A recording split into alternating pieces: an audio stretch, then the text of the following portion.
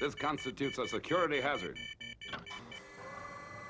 Vivid Imaginations kept the Captain Scarlet toy line running in the early 2000s with these 12-inch action figures, SoundTech, lovely, lovely SoundTech, and actually continuing in the tradition of these, which I have cunningly hidden behind the three we're going to be talking about today.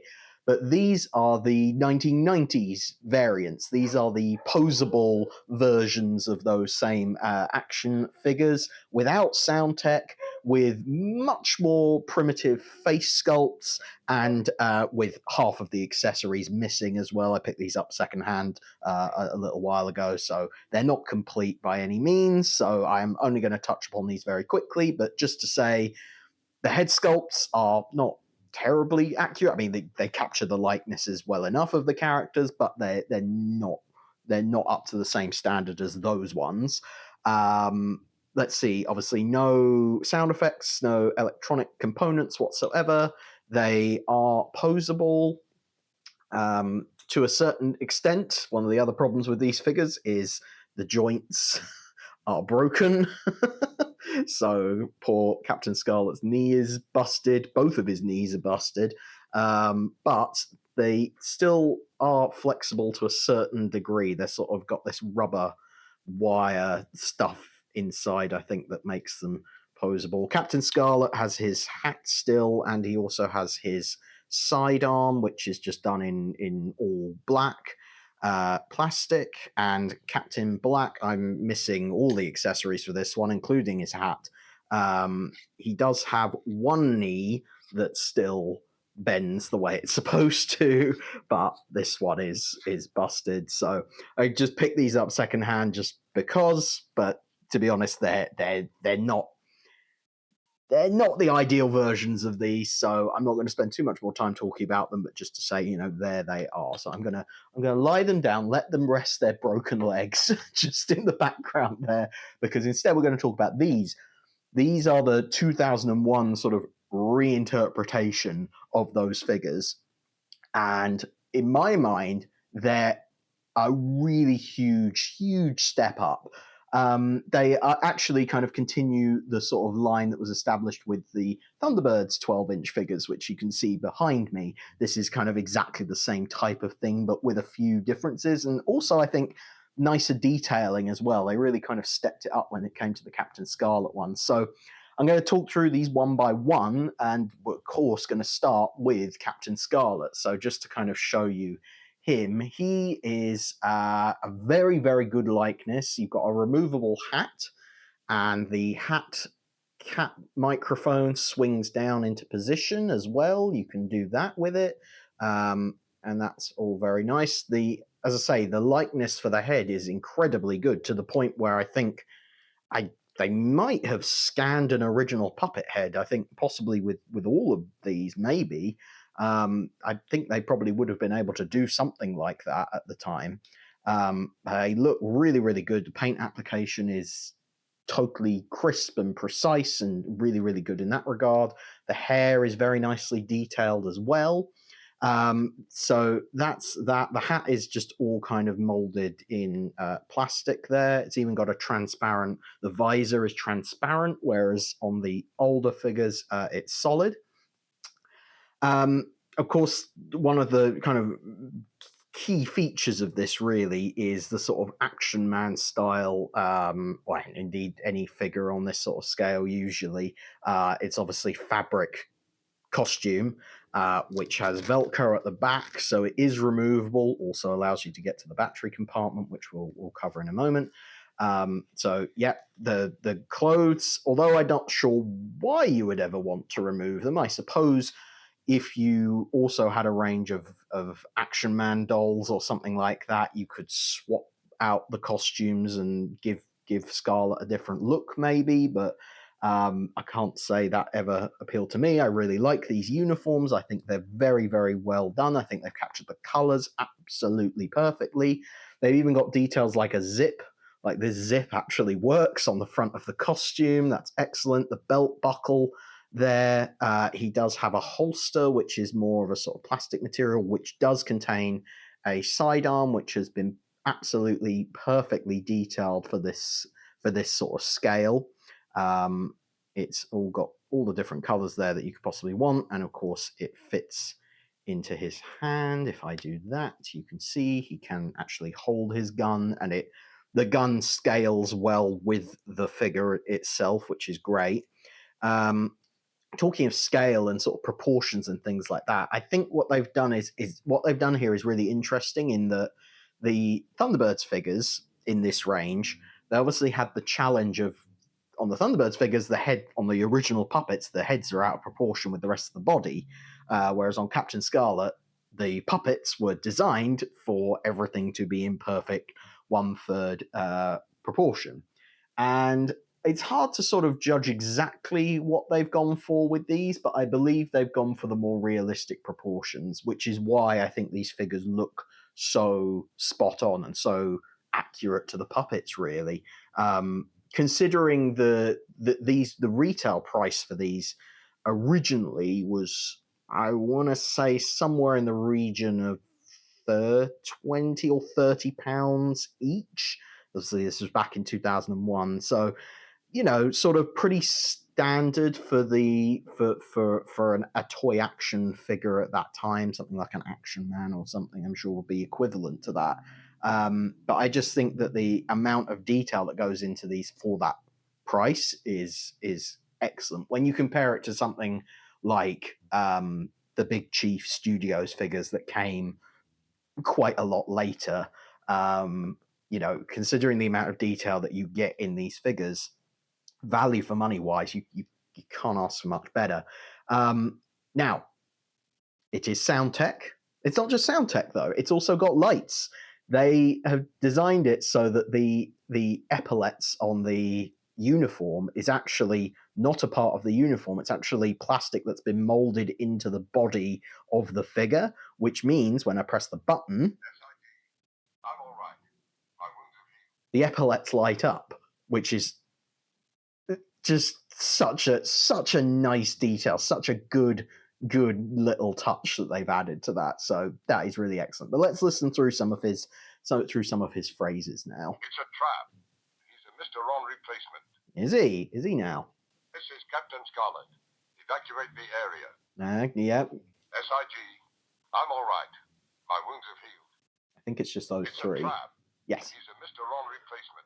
Just those three. I believe that's Francis Matthews doing the voice, because it certainly sounds a lot. It sounds like an older Francis Matthews doing that voice. So can't ask for much better than that, than the original voice artist coming back to do that. There's a battery compartment in the back, which takes like 3 tiny little button cell batteries, and it's 3 that goes into each of them. I had a terrible time putting all the batteries back into these because I don't normally display them with the batteries in, just in case. So I had to put the batteries in for the purposes of this video. Boy, does it take a lot of batteries. Anyway, that's my problem, not yours. Now, in terms of the articulation, these actually they don't have the same flexible joints as the older figures do. So the knees do actually bend to a certain extent. They have the same sort of clicky knee joints that the other ones do. They also have articulation at the hip for the leg to go just backwards and forwards, not out to the side. The arms are totally fixed. You cannot bend these. If you were to try and bend these arms, you would break them. So they've just kind of gone with a compromise of sort of a slight bend at the elbow, but otherwise, yeah, they just swing up and down like that. And then the head can do a full 360-degree turn if you are wanting to do that. The hat sits on the head quite well. It's not always perfect. You do have to do a bit of fiddling, a bit of adjustment to get it absolutely right, but pretty good overall. Now, the other great thing about these figures is the accessories that they come with, which again, I believe the older figures did also come with accessories, but I've never seen them myself, but I believe that they did. But in Captain Scarlet's case, he obviously comes with the sidearm, and then he also has a Mr. On gun, which if I take his hat off, just simply, it actually comes in 2 pieces, which you can see there, and those 2 just click together like that. Makes for easier kind of storage and things like that. And you can just slot the Mistron gun over his head, pop his hat back on, and then you can put the sort of handles into his hands like that, and there he is, holding a Mistron gun very, very properly. The gun itself is, again, fantastically detailed. They've got all the colors very, very well done for an accessory at this scale. Obviously, it's interesting that they chose to use the Mistron gun rather than the Mistron detector, because, of course, the gun only really features in the episode Spectrum Strikes Back and then is weirdly absent from the rest of the series, whereas the Mistron detector does get used quite often. So, but I get it. You're making an action figure. You're going to give him the big gun-shaped thing, aren't you? That's just what makes the most sense. But yeah, there we go. There is Captain Scarlet. I think he looks very, very splendid indeed. Now, next along the line, we're going to go with Captain Blue, who I actually think was released later in the range. I certainly remember as a kid this one being the hardest one to kind of find and get hold of. It just sort of turned up a little bit later on from the rest, as far as I remember anyway. Let me know if that was your experience. But yeah, this is Captain Blue. Very, very similar to Scarlet, of course. You know, it's the same basic uniform. It's the same underneath. It's the same figure. It's got the same points of articulation. All of that stuff is going to be exactly the same. I really, really appreciate the particular shade of blue that they've gone for on the uniform and the hat and the boots. I think that is spot on. But yeah, he's got the same, microphone that comes down from the cap. He also has lights built into the body. So let's have a listen to Captain Blue now. SIG, I'm going to land on the motorway. Are you now? The Mysterons have got Destiny Angel. Colonel White, Captain Scarlet is badly hurt. So those are Captain Blue's phrases. Again, I'm fairly sure that's Ed Bishop doing the voice. It sounds like an older Ed Bishop, but correct me if I'm wrong on that, but it certainly sounds like him. Now, in terms of accessories, the sidearm, they slightly missed a trick here. The sidearm is exactly the same as Captain Scarlet's. They haven't painted the top of it to be blue. It is, in fact, scarlet, exactly the same as Captain Scarlet's one, which is a shame. Would have been nice if that little detail had been adjusted, but to be honest, when the gun is in the holster, you can barely see it anyway, so that's not too much of a complaint. In terms of the accuracy of the face sculpt, I think you can also agree there that they've done a fantastic job capturing the likeness of Captain Blue. I think they've been incredibly precise. Again, they probably worked from original sculpts of the puppet heads in order to achieve, that likeness. The hair is perfect as well. So, yeah, very, very happy with that. Now, for Captain Blue, the accessory is really something quite special. And it's a little bit fiddly to put on, but I am going to put it on. It's a hover pack, as seen in episodes like The Mysterons, in Expo 2068, The Trap, all sorts of things. Captain Blue only ever really wears it once, but nevertheless, let's pop this hover pack on. Ooh, I'm knocking Captain Scarlet over, and I've also dropped Captain Blue's gun, but never mind. Here we go. Let's pop this on. So it's got this sort of buckle that goes over the front, so I have to sort of thread it all through, get his arms back there. It's quite fiddly, but not too bad. There we go. That's in place. We can pop the thing on just like that, and then again put his hands through the control handle thingies, which, by the way, these control things are very flexible, which is great, because if they were really brittle, they would probably snap off. But yeah, the detail on that accessory is really, really good. Obviously, because it's a hover pack, it would have been so nice for them to have given Captain Blue a flight helmet as well to wear with this, just to complete the look. But it's okay. It's okay with the hat, But yeah, these parts on the back are also kind of movable and flexible, so you can put those in the right position if you want to. Just really nice. They didn't have to necessarily, for Captain Blue, they didn't necessarily have to go to that much effort for the accessory, but I think it really adds a nice extra touch to the figure. So yeah, I'm very, very happy with Captain Blue. Finally, we come to Captain Black. In his uniform, of course, which is special in itself just because Captain Black very rarely actually wore his Spectrum uniform. You only ever really see it in the first episode and then in the opening titles. Yeah, it's a good figure as well. They've done a particular kind of paint job for the face that again gives him that dark, haggard look. Not necessarily as accurate to the TV series as maybe the other two figures are, but nevertheless still pretty spot on. Again, the hat is removable. They've done a great job, sculpting the hair on him and everything else. Now, one major difference with this figure is the epaulets on the uniform are not sculpted into the body. They are just, in fact, little plastic pieces that have been sewn onto the uniform itself, which means they don't light up. And I can only assume the reason they've done that is because Captain Black is not communicating with Spectrum and Colonel White. He is, of course, going to be talking to the Mysterons. So they probably thought, well, his uniform therefore shouldn't light up when he talks, which is a really, that's a very thorough bit of detail that they've done there. They could have just replicated the same body that they used on all the other figures, but no, for Captain Black, they've done something a little bit different, and I respect that. I think that's very important. Now, speaking of the SoundTech feature, let's have a listen to the voice.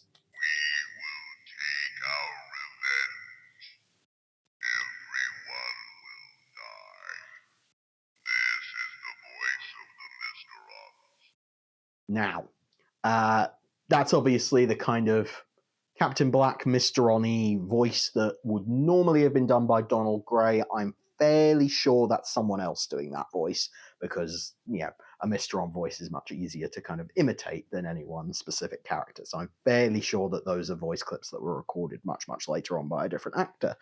But those are the sound effects. I think they fit well enough.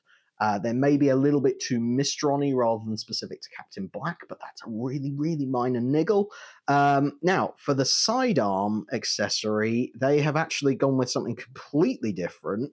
They haven't matched it to the Spectrum uniform at all. It's actually a totally different design of sidearm, which looks sort of like something I've seen in the series before, but I can't quite place it. But it does look sort of screen accurate in one way or another. Maybe Vivid Imaginations reused a different accessory from another toy line or something like that. I'm not sure, but nevertheless, that looks really good. That fits in the holster very nicely, and of course fits in his hand as well. Now, in terms of accessories for Captain Black, we have a couple more to talk about. We have a pair of binoculars, which can just sort of sit over his shoulders like so. They don't necessarily add a whole lot, but they're worth having. The interesting thing over the years, the rubber of the sort of the rope that's supposed to go around his neck has sort of molded to the shape of him because I've had it posed, with this accessory on for so long. And sadly, his sniper rifle has also sagged over the years. The sort of really soft plastic that they've used for this has kind of all completely bent out of shape, but pretty sure with some hot water applied in the right way, one could get that bent back into the right shape. But, for now, to be honest, when I pose it, he just has the rifle on his back anyway, so from the front you can't really see it. But yeah, there you go. Those are all three of the SoundTech Vivid Imaginations Captain Scarlet figures. They're really nice, and I recommend if you can find these for a decent price, then you really get a heck of a good deal for the amount of detail and attention to detail and the accuracy of these. They are really nice indeed. They are some of the nicer Captain Scarlet toys that were ever made. But that's all for now. Thank you very much for watching, and I will see you in the next video. Bye for now. Security hazard negative.